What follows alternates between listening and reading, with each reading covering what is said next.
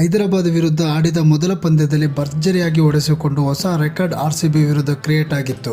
RCB ತಾನಾಡಿದ 8 ಪಂದ್ಯಗಳಲ್ಲಿ 7 ಪಂದ್ಯ ಈಗಾಗಲೇ ಸೋತಿದೆ. ಅದರಲ್ಲೂ 6 ಪಂದ್ಯ ಕಂಟಿನ್ಯೂ ಸೋತು ಈಗಾಗಲೇ ದಾಖಲೆ ಮಾಡಿದೆ. ಕಳೆದ 2 ಪಂದ್ಯದಲ್ಲೂ ಟಾಸ್ ಗೆದ್ದು ಫೀಲ್ಡಿಂಗ್ ಆರಿಸಿಕೊಂಡ ಆರ್ಸಿಬಿ ಸರಿಯಾಗಿ ಹೊಡೆಸಿಕೊಂಡಿತ್ತು. ಈ ಪಂದ್ಯದಲ್ಲಾದರೂ ಆರ್ಸಿಬಿ ಮೊದಲು ಬ್ಯಾಟಿಂಗ್ ಮಾಡಲಿ, ಇಲ್ಲದಿದ್ದರೆ SRH 300 ರನ್ ಮಾಡಿದರೂ ಆಶ್ಚರ್ಯವಿಲ್ಲ.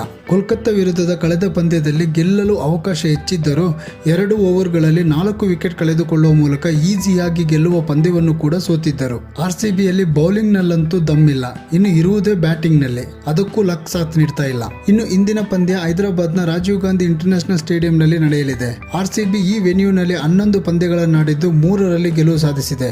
ಹೈದರಾಬಾದ್ ತಂಡ ಈ ವೆನ್ಯೂನಲ್ಲಿ 53 ಪಂದ್ಯಗಳನ್ನಾಡಿದ್ದು 33 ಪಂದ್ಯಗಳಲ್ಲಿ ಗೆಲುವು ಸಾಧಿಸಿದೆ.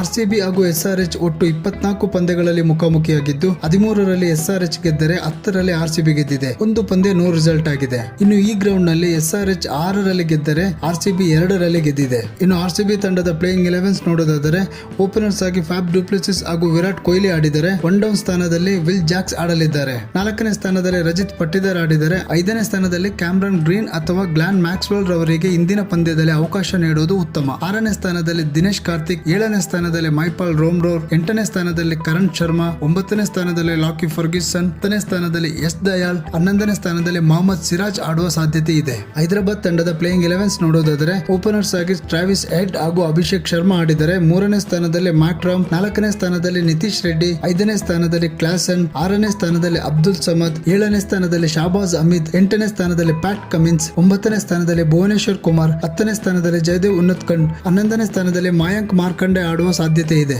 ಇಂದಿನ ಹಾಗೂ ಇನ್ನೂ ಉಳಿದಿರುವ 5 ಪಂದ್ಯದಲ್ಲಾದರೂ ಆರ್ಸಿಬಿ ಉತ್ತಮ ಪರ್ಫಾರ್ಮೆನ್ಸ್ ನೀಡಿ ಬಹುಸಂಖ್ಯೆಯಲ್ಲಿರುವ ಆರ್ಸಿಬಿ ಫ್ಯಾನ್ಸ್ ಗಳನ್ನಾದರೂ ತೃಪ್ತಿಪಡಿಸಲಿ. ಮುಂದಿನ ಕ್ರಿಕೆಟ್ ಅಪ್ಡೇಟ್ ನೊಂದಿಗೆ ಮತ್ತೆ ಭೇಟಿಯಾಗೋಣ. ನಮಸ್ಕಾರ.